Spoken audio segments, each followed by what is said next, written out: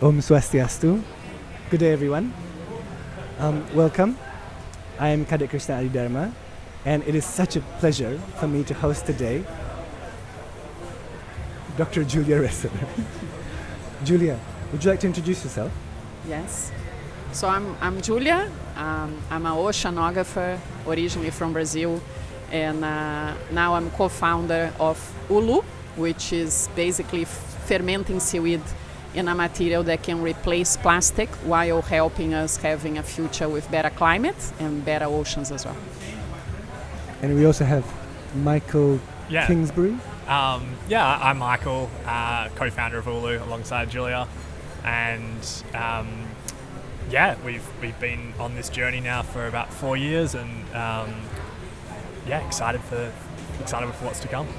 Yeah. In addition to the two co-founders and co-CEO of Ulu, this amazing new startup, we are also joined by Pak Heri Sudarmono, who is working with communities in the seaweed industry. Pak, bisa memperkenalkan diri? Nama saya Heri Sudarmono.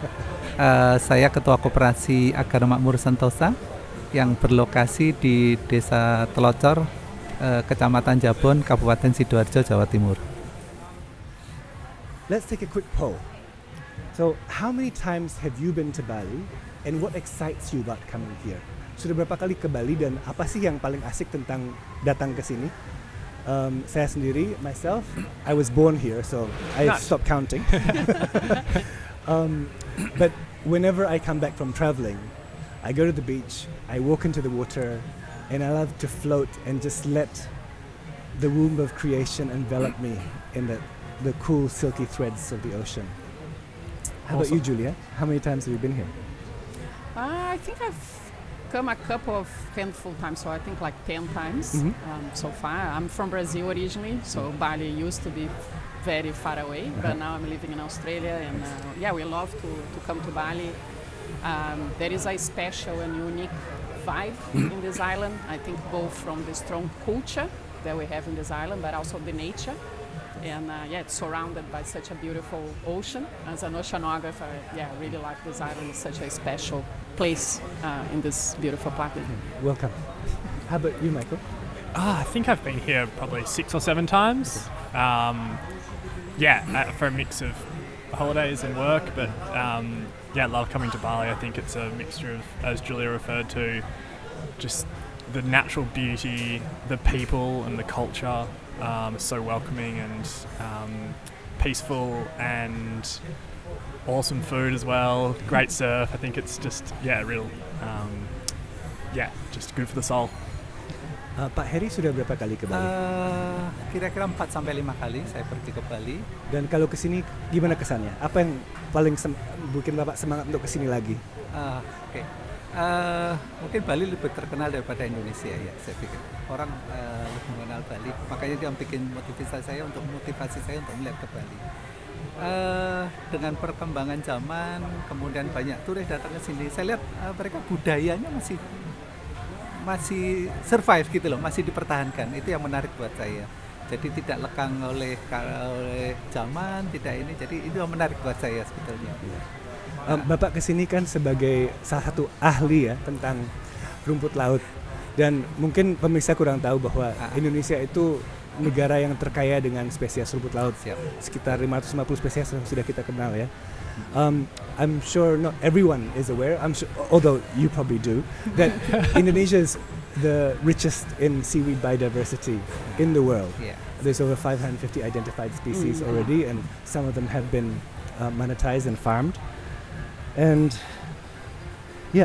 it's really nice to have 3 inspiring people and just trying to find some common ground. I think one thing we all share in common is a belief that seaweed isn't something that just floats away in the ocean, but has a lot of potential, not just to generate revenue or generate work and jobs for people around Indonesia, but also to solve some of the environmental and our planet's key problems today.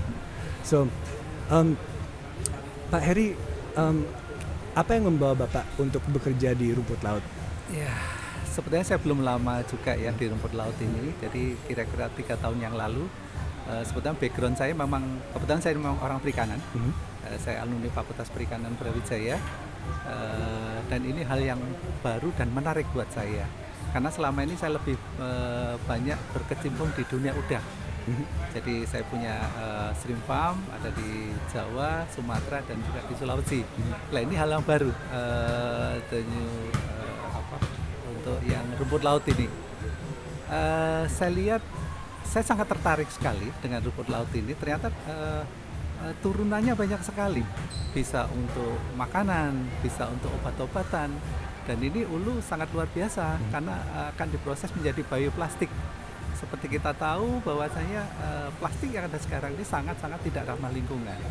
Nah, akhirnya dari situ ya alhamdulillah saya bertemu dengan Pak Bima, dengan Julia, dengan Michael untuk bikin semacam MOU dengan menggunakan rumput laut yang kami hasilkan di daerah Sidoarjo, tepatnya di Kecamatan Jabon, Desa Telocor, di mana kami saat ini punya binaan sekitar 82 petani. Itu menguasai 400 hektar rumput laut dengan potensi yang saat ini itu sekitar 300 ton per bulan. Wow. Jadi ini hal menarik, tantangan buat kami. Nah, di satu sisi rumput laut ini menjadi salah satu produk unggulan ya, karena seperti kita tahu Indonesia adalah salah satu penghasil rumput laut terbesar di dunia. Tapi kami lihat petani kok belum sejahtera gitu Pak. Betul. Nah ini yang menjadi tantangan buat saya. Permasalahannya di mana? Akhirnya kami berusaha untuk memperbaiki semua, baik di budidayanya, di marketingnya, dan alhamdulillah kami bertemu dengan Ulu. Saya harap nanti ke depannya petani lebih sejahtera lagi. But Harry was just expressing his excitement at meeting you and working with you because one of the key mysteries he's still trying to solve with his work is how to bring greater prosperity to seaweed farmers, because we know there's such a vast potential, but what the farmers get day to day is so limited, and they're at the mercy of the markets and the intermediaries. So, but I suppose it's a good time to introduce our guests here. We have with us the co-founders and co-directors of Ulu, a startup. Yeah. How did you come up with that name? What does Ulu mean? Yeah, so Michael and I were looking to name our business with a word that didn't have any meaning, and that through our hard work we could bring a meaning to it. So I think Michael was dreaming one day and was like, what about Ulu? And he was like, yeah, this sounds nice and reminds of some places that we really love, such as Uluwatu, which is one of his surf spots that he really liked to go there. And Well, Uluwatu means heart of stone. yes, So yes, Ulu is they're very heart special. or source. So when we talk about Ulu, we talk about the source. We talk about mainly water, the source of the water. Yeah, and it The has that. the head of the water. Yeah. Yes. So after we came up with this word, like we've been in this journey that there is a lot of meaning in Indonesia and all that, Yeah, which just makes it special. Well, what excites me about hosting you today is that I've been I wouldn't say activist. I've been working with the environment in environmental education centers and helping beach cleanup since 1994. And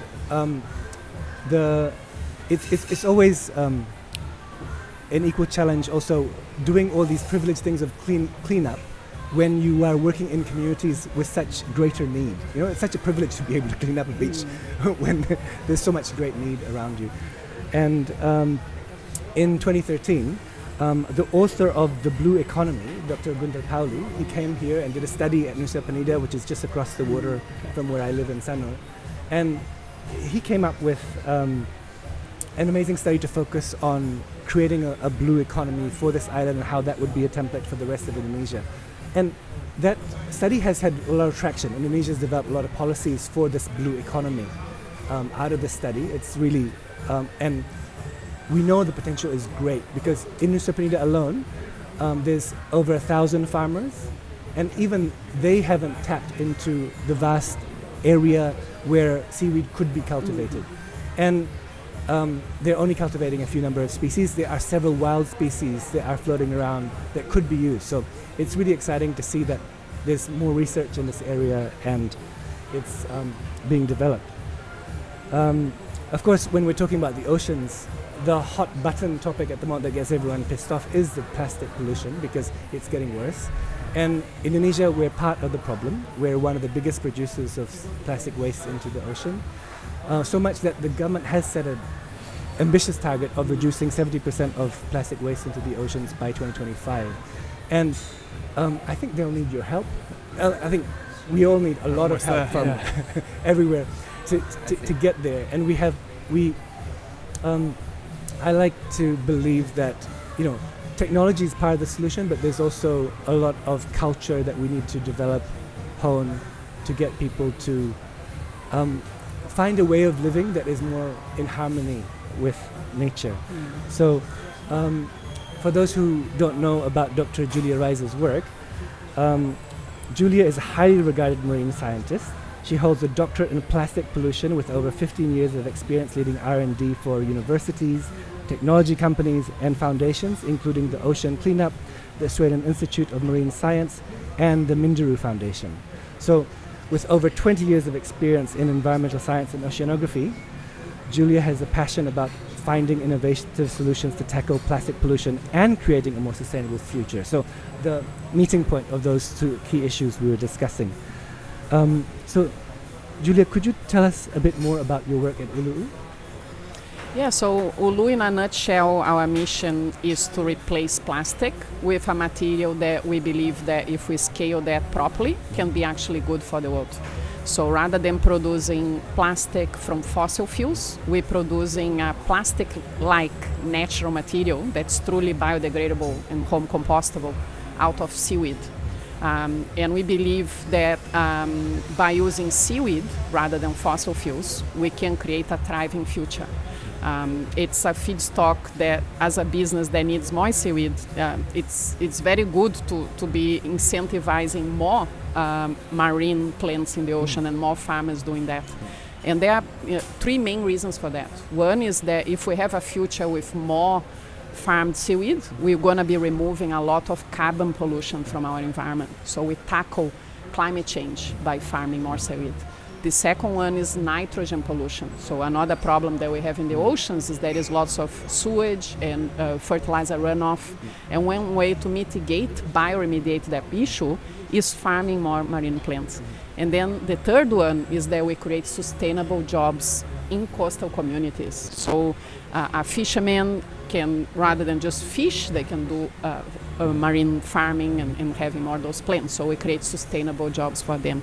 And Ulu, how we are incentivizing more seaweed farming is by processing that seaweed into this material that is made by a microbe. So we have a special microbe inside the fermenter that looks like a vat that you see in a brewer, how we do beers. We do our material in a similar fashion that people make beer. And what it is we put seaweed in there as their feed, and they eat that seaweed, and part of the energy goes into growing our material inside them. The name of the material we're producing is PHA, which is kind of the... You have some samples here. Yeah, it's kind of their fat, is their carbon storage. So, but it has a very special property that this microbe fat called PHA, it behaves like plastic, so you can melt and remelt. It's lightweight, it has very good oxygen properties. So this material is reusable, is also recyclable, you can melt and remelt. But most importantly, it is biocompatible and biodegradable. So if you are, let's say, in a remote island in Indonesia, that maybe people don't come to pick up your material, if we replace plastic with this material, you can chop it up and compost, just like you do with your food. If it was floating in the ocean, how long would it take to biodegrade? It's when it comes to time, the ocean is always complicated, but in terms of biodegradation profile, is similar to wood. So of course, if you have, like, let's say this wood table here is very thick, so it's durable, but at the same time, if I chop it up, it's going to biodegrade. So one environment that's where we want our materials to end up with, which is a home compost or a community compost, is going to take 2 to 3 weeks to biodegrade. In the ocean, just like a log, it really depends if it's a log or a paper, how long it's going to take. So it can take few weeks, but can take years if it's a very thick table as well. Do you use the seaweed in its wet form or dried form? We can take it both in wet or dry form. So the farmers are used to dry that seaweed and pack into bales. And that's how we're currently using the material, because they are used to it. But as we start our dream is to build our first plant in Indonesia. So we're going to be co-located in an environment that there is lots of seaweed around. And one advantage of our process is that the farmer doesn't need to dry that seaweed. So particularly in the wet season, it's easier if we can just take that with the water. And because the first step of our process is kind of cooking the seaweed, ready to make that feed for the microbe, we can take advantage of the salt water of the seaweed. We don't mind that. Yeah. So we are very flexible in terms of how dry or how wet the seaweed is. I'm pretty sure a lot of farmers would be very excited to be able to sell it as is without having to go through the tedious, because keeping it clean. I've been on those islands, and trying to keep it clean as it's drying in a windy environment is a challenge. It is, yeah. Yeah, it can make it far more efficient to take in that way. So it's definitely an area we're excited about. Thanks, Michael. Just to introduce you a little bit, I'll try not to make it too long. So Michael has done so much already, but he was previously a principal at BHP, helping to guide its multi-million-dollar automation, growth strategy, and research and development portfolio. And Michael, you've worked in a lot more technical things, and this industry seems a lot more hands-on for you. How did you become so excited about a climate-positive plastic alternative made from sustainably farmed seaweed? Yeah, I think I've always been interested in science and technology and building businesses. I mean, mostly on the side. Like I was, a lawyer for a few years. So the time I had to kind of, think about these things is usually at night time or on the weekends. But I really wanted to do something meaningful and focus my energy and time towards something that I cared about. And I think when I met Julia back in 2020, it was sort of that first time where I really felt like this idea of Ulu had, this potential for significant global impact. And meeting Julia and kind of sharing her enthusiasm and her energy and that belief that if we put our hard work towards this, there is this possibility of making it really something just groundbreaking. So I think it's that drive and that kind of spirit and the potential for what's possible that just made me give up everything and start Ulu with her. So I read an article in Forbes saying that you were quite successful in an early round of startup funding. How did that come about?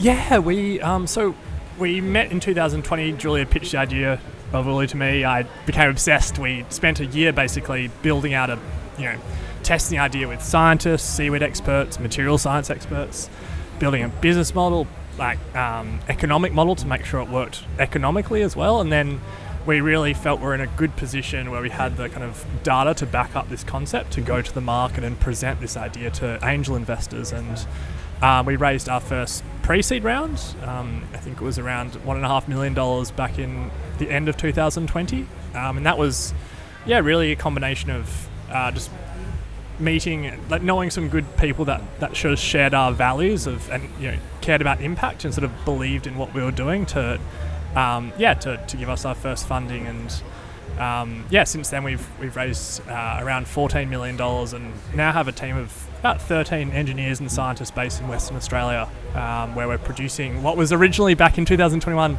little grams of PHA. So this was like an extreme luxury for us.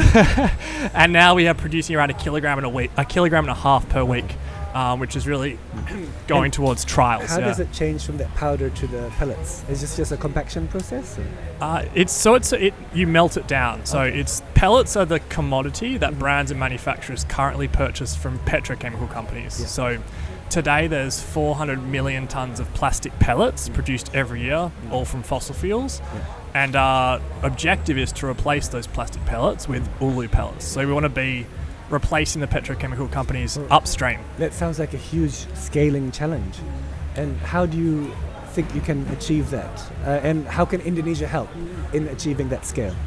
Yeah, it is one of our biggest challenges is is scale up of feedstock. I think.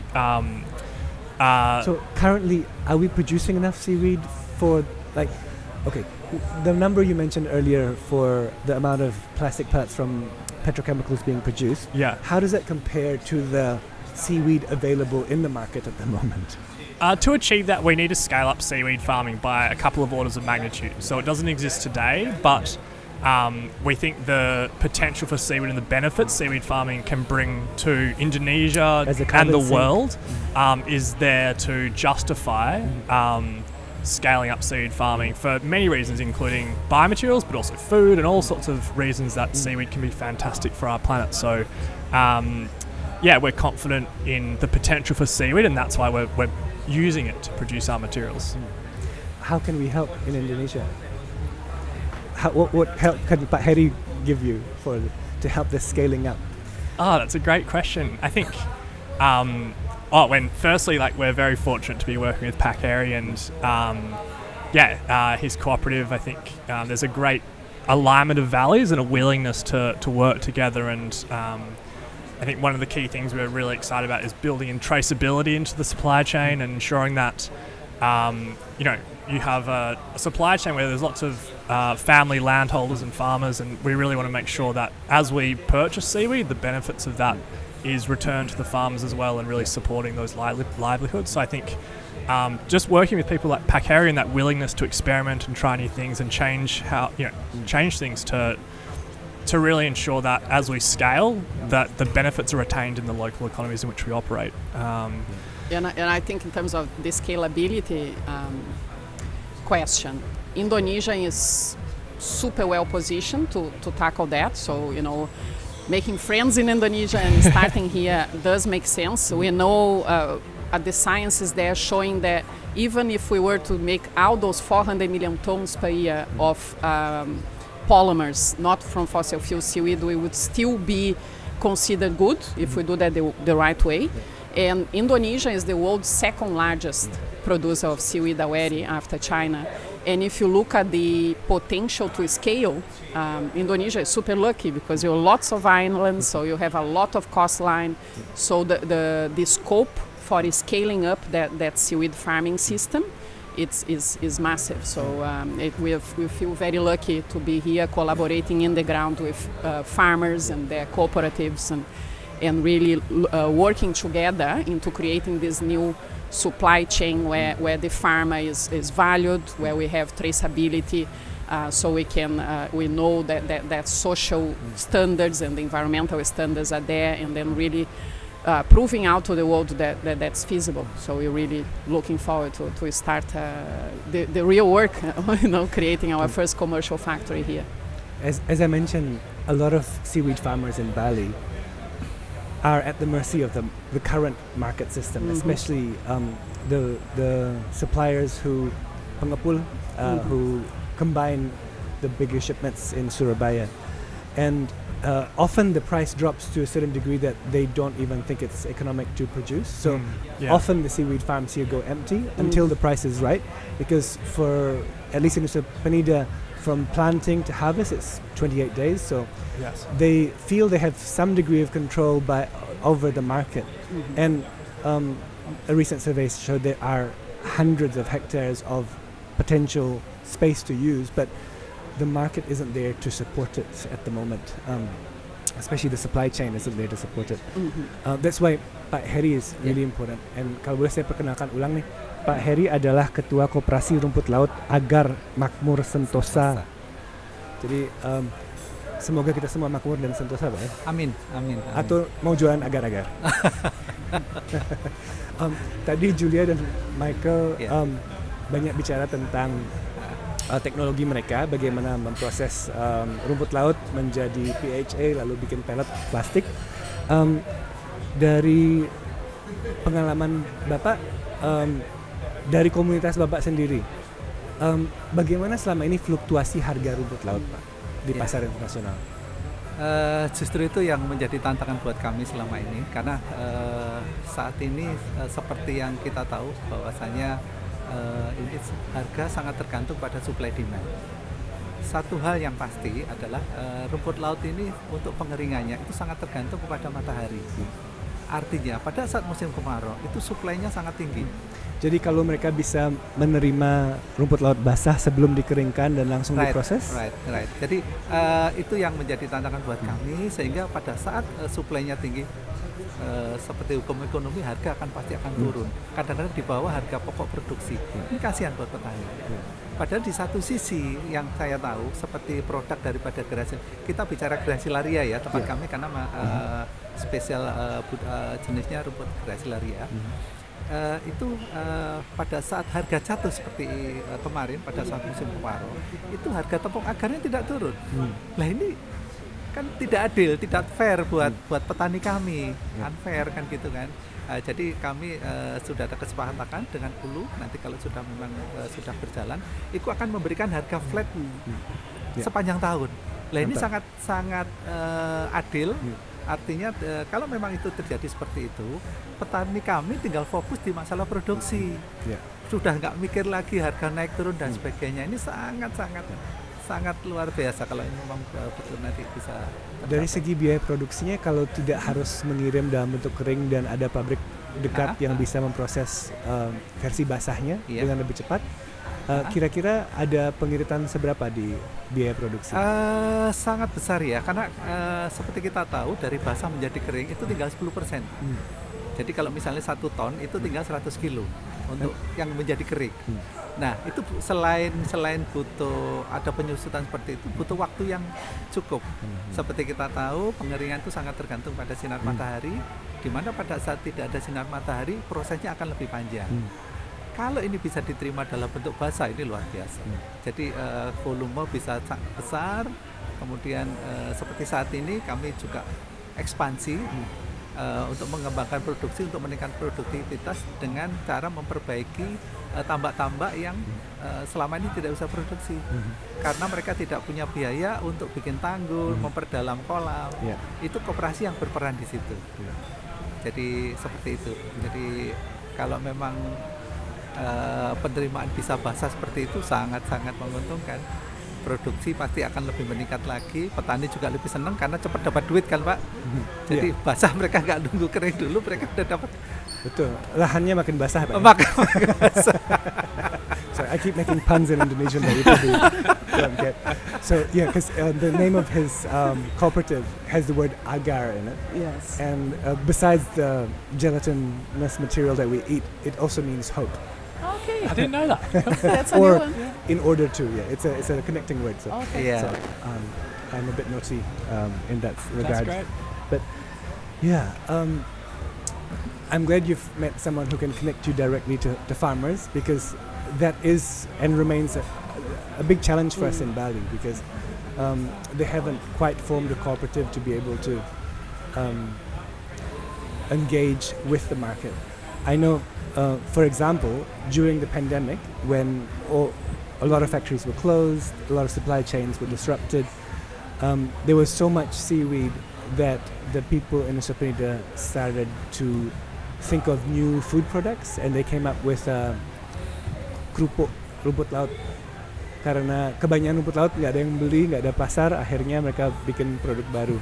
And there is a lot of potential for other foods, as you say.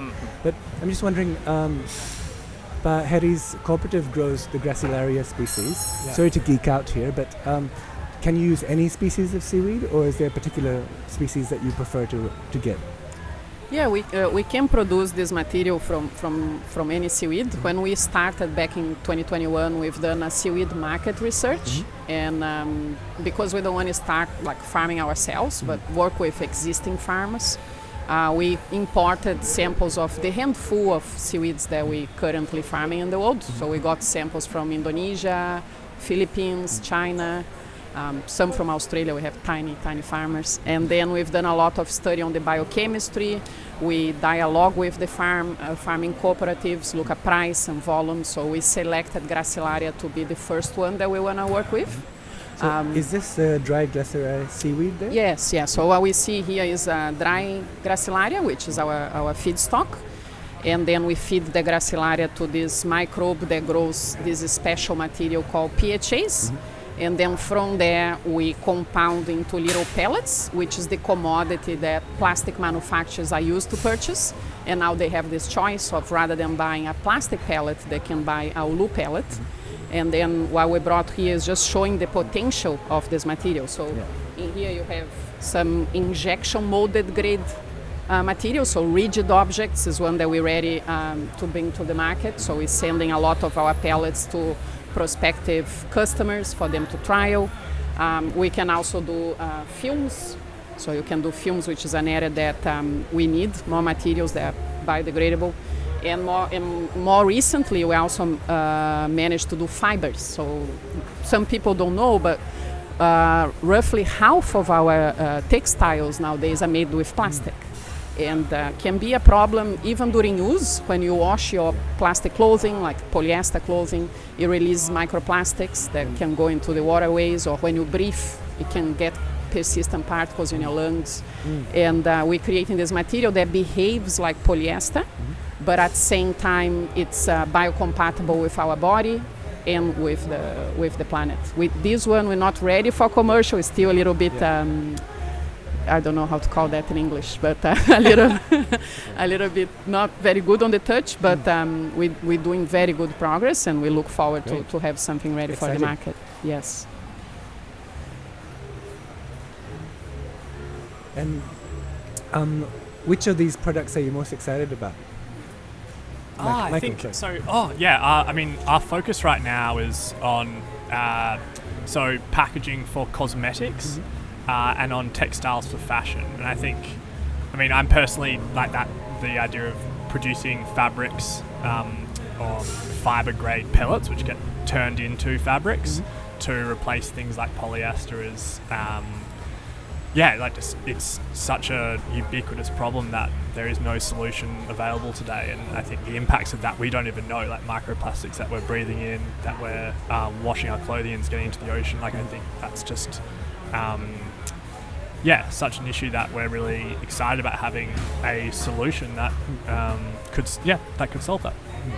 Well, I'm really excited to hear about all these potential positive impacts to the community, to the environment, and it's going to take a lot of work, I can see, and I'm glad you've already identified the high value item that you can produce that will support this transition to this new industry. And the value of the plastic industry is huge, and it's still projected to grow despite the problems it's causing. So I'm glad there are more and more alternatives coming to market. I'd like to invite you each to close maybe with something you'd like to share, something that's inspired you on the journey to get here today. Myself, I'm really appreciative of all the work that you do. It's very important work. So, makasih Pak Heri untuk kerja kerasnya. I want to share something American marine biologist Sylvia Earle once said. Big fan. Yeah, we're all a fan of her, I think. Yeah. So she says, "No water, no life. Yeah. No blue, no green." Because I was sailing last week in not far from Sidoarjo, in the north coast of Java, from Semarang to Surabaya. Cool. And on that sailing journey, I noticed the mountains in the ocean where no mountains should be. And it wasn't until we got closer that I found that they were huge barges carting coal from Borneo to Java. And every 20 minutes, there was another mountain of coal moving from Borneo to Java to supply energy for the industry. And Indonesia is still very much addicted to coal. We've kind of built it into our economic system almost. And it's really exciting to find some antidotes, to find economic opportunities, as well as a carbon sink. Because you when you're sailing in the North Sea and you look at Java, you see smoke. You see tall smokestacks belching out white smoke, and you just see this smog lingering in the horizon. And seaweed can play such a big part in absorbing all that and turning it into something useful. So I'm inspired, and I hope people listening will be inspired. Would you like to share something that inspired you along this journey, or something that would inspire our listeners today? Yes, I think my word, I think final word will be gratitude around seeing that we are having empathy from each other and connectors and people from different backgrounds, different beliefs, different industries. So I see the start of this movement of people finding each other and building the new. You know, I think we have so many people surfacing, be it the investors or the consumers or the government, or like we have individuals everywhere on that ecosystem that are keen to create the new. And I hope that seaweed can be that, can help incentivize that, not only by their biology of being able to suck up the pollution and all of that, but most importantly, connecting believers and people that are walking towards creating the new that is going to make our planet and ourselves cleaner and sustainable long term. Thank you. I'll let you have the last word, Michael. Okay. I'm gonna ask Pak Heri. Pak Heri, ini ada badai datang nih. Tapi bukan hanya badai hujan ya, kita juga di Indonesia kan badai lingkungan ini. Kan udara yang kita hirup setiap hari makin polusi, dan kita tadi ngobrol bagaimana rumput laut salah satu solusinya sebab dia kan bisa menyerap karbon, menyerap sisa kelebihan nitrogen dalam air dan sebagainya. Saya untuk menutup percakapan kita hari ini mengundang Bapak untuk berbagi sesuatu yang inspirasional. Bapak ada mungkin kata-kata mutiara atau pengalaman yang bisa dibagi yang bisa membuat kita semakin semangat untuk melanjutkan kerja baik ini? Siap. Nah, satu hal, badai pasti akan berlalu. Seperti sebuah lagu ya. Yeah. Jadi gini, satu hal yang penting, one important for me is by seaweed we make money, but the other side we give contribution the world better. I think that. Jadi dengan rumput laut kami mendapatkan uang, tapi di satu sisi kami juga memberi kontribusi kepada perbaikan dunia. Saya pikir dunia akhirat ya kira-kira. Terima kasih Pak Heri. You know what I mean. Michael, I give you the final word here. Pressure. So you better inspire us here on the spot. I think it kind of follows on from what Julia was saying. I think when we started this, this business, it was the two of us, and we had this kind of idea of what it could become. And I think what's been really inspiring is seeing the kind of snowball effect of people joining this idea and almost taking a leap of faith, and then things kind of materialize as you bring different people with different skills and things that you didn't imagine were possible because you didn't know that was possible. And I think that's probably been, for me, the most inspiring thing, is just to see things emerge out of nowhere, solutions to problems that you didn't know how to solve because you didn't even understand an area. And I think it's just that momentum that can build and take something to really create significant change and impact. So I think, power of humanity, I suppose. Okay. It reminds me of that old African saying, to go far, we travel together. Yeah, It's nice. Thank you so much for your time. Thank you. Thanks a lot.